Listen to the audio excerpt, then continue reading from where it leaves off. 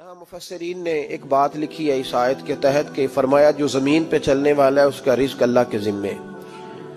فرماتے ہیں کہ یہ اللہ نے ہماری عقل کے مطابق ہم سے بات کی ہے، ورنہ آسمانوں میں جتنی مخلوق ہے رزق اس کا بھی اللہ کے ذمے ہی ہے. یہاں جو فی الارض کے لفظ ہے زمین پہ، وہ ہمیں سمجھانے کے لیے کہ تم نے تو صرف یہ دنیا دیکھی ہے نا، تو جس کو تم نے دیکھا ہے وہ سب کھاتے اللہ کا دیا ہوا ہی ہے. تو جو ہم نے دیکھا تھا رب کریم نے اس کے مطابق ہمیں سمجھا دیا. فرمایا کچھ تو تم نے دیکھے نہیں، چلو ان کی تم سے بات نہیں کرتے، پر جو تم نے دیکھے ہیں ان سب کا رزق کس کے ذمے ہے؟ اللہ کے. میرے محبوب کریم علیہ الصلوۃ والسلام نے فرمایا اللہ پہ بھروسہ رکھ کے سویرے نکل جانا رزق کی تلاش میں. کس پہ بھروسہ رکھنا ہے؟ نکلنا تمہارے ذمے ہے. یہ نہ کہنا کہ گھر بیٹھوں گا تو یہیں آئے گا، نکلنا تمہاری ذمہ داری ہے. جتنی ذمہ داری ہے وہ پوری کرنا. اللہ پہ بھروسہ کر کے نکل جانا تمہاری ذمہ داری ہے. رب کا ذمہ ہے تمہیں رزق دینا، وہ ضرور تمہیں رزق پہنچائے گا. یا رسول اللہ صلی اللہ علیہ وسلم کس طرح پہنچے گا؟ تو ذرا حضور کے لفظوں کا حسن بھی دیکھیے. نبی پاک صلی اللہ علیہ وسلم نے فرمایا جس طرح موت تمہیں ڈھونڈ لیتی ہے نا کہ تم کہاں موجود ہو، جب وقت آتا ہے تو انسان پاکستان میں ہو تب بھی آ جاتا ہے، جدہ میں ہو تب بھی آ جاتا ہے، مکہ میں ہو یا مدینہ طیبہ میں وقت پھر بھی آ جاتا ہے. فرمایا جس طرح موت تم جہاں بھی ہو تم تک پہنچ جاتی ہے نا، اس طرح تمہارا رزق بھی تم جہاں موجود ہوتے ہو اللہ وہاں پہنچا دیتا ہے. تو یا رسول اللہ صلی اللہ علیہ وسلم کس انداز میں؟ تو فرمایا نکل جانا تمہاری ذمہ داری ہے. فرمایا سویرے پرندے بھی نکل جاتے ہیں اور شام کو جب لوٹتے ہیں تو اللہ انہیں پیٹ بھر کے روزی عطا فرماتا ہے. حالانکہ ان کو نہیں پتا ہوتا ہمارا کارخانہ کہاں ہے، ہم نے کہاں جا کے مزدوری کرنی ہے. ان کو نہیں پتا ہوتا کہ ہمارا دفتر کہاں ہے، ہم نے کس آفس میں بیٹھنا ہے. ان کو نہیں پتا ہوتا کہ ہم نے کہاں جا کے مال خریدنا ہے اور کہاں سے ہم نے پھر اس کو دوبارہ بیچنا ہے. انہیں خبر نہیں ہوتی. اللہ پہ بھروسہ کر کے نکل جاتے ہیں. نکلنا تو تیرے ذمے ہے کہ نہیں؟ فرمایا وہ تو ڈیوٹی کر، شام کو اللہ جو رب پرندوں کو روزی دیتا ہے وہ تجھے بھی عطا فرمائے گا. تو جس حال میں ہے، کیونکہ تو نے اپنا یہ حال خود نہیں بنایا، جس نے بنایا ہے وہ بڑا بہتر جانتا تھا کہ تو اسی حال میں اسے اچھا لگتا ہے. تو اسے اسی حال میں، ایک بزرگ تھے تو ان کی طبیعت بڑی علیل ہو گئی، بیمار ہو گئے، تو اللہ نے آزمائش دی تو کیڑے پڑ گئے وجود میں. ایک کیڑا یہاں سے کھا رہا تھا، اللہ والے بڑے راضی رہتے ہیں اس کی رضا پہ. تو کیڑا یہاں کھا رہا تھا تو نیچے گر گیا، تو بابا جی نے اٹھا کے پھر وہاں رکھ لیا. کہنے لگے جب اس نے تیری ڈیوٹی مجھے کھانے کی لگائی ہے تو میں اس بات پہ راضی ہوں، تو نیچے کیوں گرتا ہے؟ بس ٹھیک ہے کھا، جب اس نے تجھے ڈیوٹی جو تیری لگائی ہے. سالبہ بن عبد الرحمن ایک صحابی تھے، سالبہ غالباً نبی پاک صلی اللہ علیہ وسلم کی خدمت میں آئے. کہنے لگے یا رسول اللہ صلی اللہ علیہ وسلم غربت بڑی ہے، میرے لیے دعا کریں اللہ زیادہ مال دے. تو محبوب صلی اللہ علیہ وسلم نے فرمایا تو جس حال میں اچھا ہے وہ تیرے لیے بہتر ہے، جس میں تو ہے وہی حال تیرے لیے. مشکل ہے نا یہ جواب سننا. یا رسول اللہ صلی اللہ علیہ وسلم دعا کر دے. تو محبوب نے کیا فرمایا؟ فرمایا تو جس حال میں ہے نا وہ حال تیرے لیے بہتر ہے، اسی میں رہ. کہ نہیں حضور دعا کریں. فرمایا سالبہ تو باز آ جا. حضور دعا کریں. فرمایا تو باز آ جا. 2-3 دفعہ کا ضد کی. محبوب نے فرمایا جا، پھر اللہ تجھے زیادہ پیسے دے گا. چند بکریاں خریدی، اتنی برکت ہوئی کہ بکریوں کے ریوڑ بن گئے.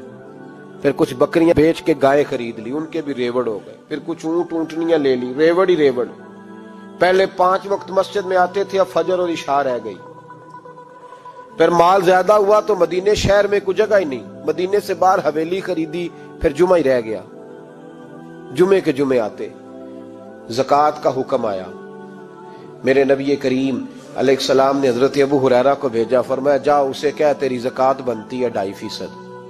تو سالبہ کے پاس حضور نے پیغام بھیجا. پہلے تو کہا تیرے لیے بہتر نہیں مال. جب اصرار کیا تو اب بڑی برکت ہو گئی، بڑا آیا تو فرمایا زکوٰۃ دے. 2.5% زکوٰۃ ہے. اب جب سوچا کہ 5 اونٹوں پہ ایک بکری جائے گی اور بڑا سارا مجھے دینا پڑے گا، اب جب غور کیا تو یہ تو نہ کہا کہ میں نہیں دیتا، حضرت ابو ہریرہ سے کہنے لگے نبی کریم علیہ السلام کی خدمت میں عرض کرنا کہ میں خود آؤں گا۔ حضرت ابو ہریرہ نے آ کے عرض کی یا رسول اللہ صلی اللہ تعالی علیہ وسلم، حضور وہ کہتے تھے میں خود آؤں گا، تو کہتے ہیں محبوب نے ٹھنڈی سانس لی، فرمایا اسے کہا تھا کہ تیرے لیے مال بہتر نہیں، اب ہلاک ہو گیا، ہائے افسوس ہلاک ہو گیا۔ ان کو بھی تھوڑی دیر کے بعد احساس ہوا کہ یہ میں نے کیا کیا، نبی پاک کو ہی کہہ دیا نہیں ہے، حضور کو کہہ دیا بعد میں آؤں گا۔ اب دوڑے آئے، عرض کی حضور میں سارا کچھ لے کے آیا ہوں، قبول کر لیں۔ محبوب نے فرمایا گویا بلال حبشی کی خشک کھجور بھی قبول ہے، اور صہیب رومی ایک اٹی بان کی لائے تو وہ بھی قبول ہے، اور عمار بن یاسر اور مصعب بن عمیر اگر 2 دینار دے جائیں اور کوئی پرانا جوڑا کسی سپاہی کے لیے چھوڑ جائے تو وہ بھی قبول ہے، لیکن تو اپنا لاکھوں لے کے چلا جا، تیرا کوئی نہیں قبول، معاف کر دیں۔ فرمایا جا معاف کیا، پر پیسے لے کے نہ آنا۔ اگلے سال پھر آئے، بندے ہوئے ہاتھ ہے، محبوبہ میں دولت کا کیا کروں گا، آگ لگانی ہے، قبول کر لیں۔ فرمایا تو لے جا، تیرا نہیں قبول، گرا جو ان کی نگاہ سے وہ سنبھل نہیں سکتا۔ حضور نے وصال ظاہری کیا تو جناب صدیق اکبر کے پاس آئے، لاکھوں کا مال، ابو بکر قبول کر لو، تو جناب صدیق اکبر کہنے لگے اس کا کر لوں جس کا نبی نے نہیں کیا، چل جا کوئی نہیں چاہیے۔ حضرت عمر کے زمانے میں قحط پڑ گیا، بارشیں نہیں ہوتی، غلہ نہیں ملتا، حالات خراب ہے، مالی طور پہ بحران آ گیا، غربتیں، مجبوریاں، تکلیفیں، آ کے روئے عمر میرا قبول کر لو، مجھے معافی تو مل گئی تھی نا۔ فرمایا معافی اپنی جگہ پہ، پر جس کا مصطفیٰ نے قبول نہیں کیا۔ بہت سارے لوگوں کو پتہ ہی نہیں کہ ان کا قبول ہی نہیں ہوا، اور وہ الجھے ہوئے، انہیں خبر ہی نہیں کہ اصل بات کیا ہے۔ فرمایا جس کا مصطفیٰ کریم نے قبول نہیں کیا، اب ہیرے اور جواہرات بھی لے کے آئے تو بھوکے مریں گے، پر اس کا قبول، اس بات پہ راضی رہو جس حال میں اللہ نے رکھا ہوا ہے، اس حال میں راضی رہو۔ یہ جو مصیبت ہے نا دیکھنی کہ وہ بھی میرے پاس، تمہیں کیا پتا، کبھی پوچھ تو صحیح اس سے وہ کس مصیبت کا شکار ہے، جو مالی طور پہ بڑا امیر ہے، تو اس کی طرف دیکھ کے اپنا دل برا کرتا ہے۔ بس جس حال میں رب نے رکھا ہے اس حال میں رہ۔ حضرت عثمان غنی کے زمانے میں تو وہ وصال کر گئے، لیکن بھائی تو جس حال میں تیرا رب تجھے رکھتا ہے اس حال میں رہ، تیری مالی پریشانیاں ختم ہو جائیں گی۔ امام شافعی فرماتے ہیں جن گھروں میں لوگ فجر کی نماز کے وقت سوئے ہوتے ہیں ان گھروں میں رزق نہیں آتا۔ آپ فرماتے ہیں فجر کا وقت اللہ کے دینے کا وقت ہے، اس وقت اللہ بانٹتا ہے۔ حضور صلی اللہ علیہ وسلم کا فرمان ہے نا حدیث میں کہ تہجد کے وقت اللہ پہلے آسمان پہ نزول اجلال فرماتا ہے جو اس کی شان کے لائق ہے تہجد کے وقت، اور وہ کہتا ہے مانگو میں تمہیں عطا کروں گا۔ لینے کی باری آئے تو بندہ سمیٹ سماٹ کے اندر گھس جائے۔ ہمارے ہاں یہ ہوتا ہے کہ عشاء کے بعد بچے بیٹھتے ہیں موبائل لے کے، تہجد کا وقت آتا ہے تو ان کی آنکھیں بند ہونی شروع ہوتی، تو لینے کے وقت تو سویا تھا، تیرا مسئلہ کیسے حل ہوگا؟ بھائی جب کوئی آدمی خیرات بانٹ رہا ہو تو جو پیالہ پیچھے کر لے اسے ملے گا؟ کہتے اس وقت آنا جب میں بانٹ رہا تھا، اب تو کدھر آ گیا ہے؟ مثال دے رہا ہوں۔ تو فجر کا وقت مانگنے کا ہے، تو ساری رات تو گزر گئی گیمیں کھیلتے، ٹی وی دیکھتے، اور جو لینے کا وقت تھا تو سو گیا، تو کیسے آئے گا تیرے پاس؟ تو اٹھے سویرے، بندوں سے مانگ کے دیکھ لیا، بڑی عزتیں خراب ہوئی، فجر کا وقت اٹھ کے جھولی پھیلائیں۔ میرے رسول پاک علیہ السلام فرماتے ہیں، رب فرماتا ہے جب بندے میرے آگے جھولی پھیلاتے ہیں مجھے شرم آتی ہے، کیسے خالی واپس کر دو؟ تو اس کے سامنے جھولی پھیلائیں سویرے اٹھ کے، رزق میں برکت ہوگی۔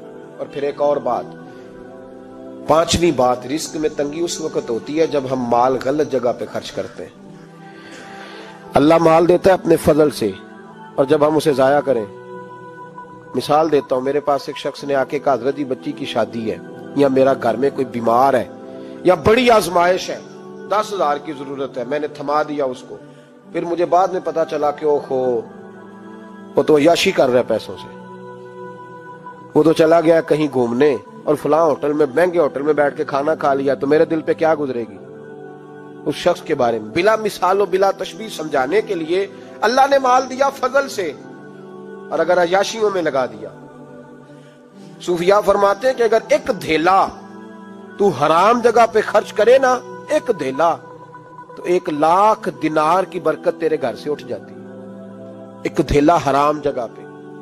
قرآن مجید کی آیت پڑھتا ہوں، رب فرماتا ہے وَمَنْ أَعْرَضَ عَنْ ذِكْرِي فَإِنَّ لَهُ مَعِيشَةً ضَنْكًا، بڑی سخت آیت ہے۔ وَمَنْ أَعْرَضَ عَنْ ذِكْرِي، فرمایا جب تم میرے تذکرے سے، میرے ذکر سے منہ پھیر لیتا ہے، فَإِنَّ لَهُ مَعِيشَةً ضَنْكًا، تو میں تیری معیشت کو، تیرے رزق کو تنگ کر دیتا ہوں، پھر تیری زندگانی تنگ ہوتی، اور جس کی زندگی اللہ تنگ کرے اس کی کوئی کھول سکتا ہے؟ کہتے ہیں بڑی جگہوں پہ گیا ہوں، بڑی پھوکے مروائی، بڑے دم کرائے، حالات صحیح نہیں ہوتے، تو مسجد آ کے توبہ کر۔ وہ کہہ رہا فَإِنَّ لَهُ مَعِيشَةً ضَنْكًا، اعلان ہے قرآن پاک کا کہ جب تو میرے ذکر سے منہ پھیرے گا، روٹی میری کھائے اور پیسے لے کے عیاشی کرے، مسجد آئی نہ۔ حکم تو یہ ہے کہ جتنی جتنی نعمت بڑھتی جائے سجدے بڑھنے چاہیے، لیکن ہم لوگ سجدے کم کرتے جاتے ہیں، فرض نماز بھی نہیں پڑھتے، پھر رزق تنگ ہوتا ہے، پھر اللہ کے عدل کا نظام چلتا ہے، پھر خرابی ہوتی۔ اس لیے یاد رکھیں قرآن مجید نے حکم دے دیا کہ اگر چاہتے ہو کہ رزق میں برکت ہو تو پھر رزق دینے والے کے آگے جھک جاؤ، پھر رزق دینے والے کے آگے جھکو۔ تو مالی پریشانی کا بہت بڑا سبب یہ ہے کہ ہم مسجد کی طرف نہیں آتے، دین کی طرف نہیں آتے، پیسہ ناجائز جگہ پہ خرچ ہوتا ہے۔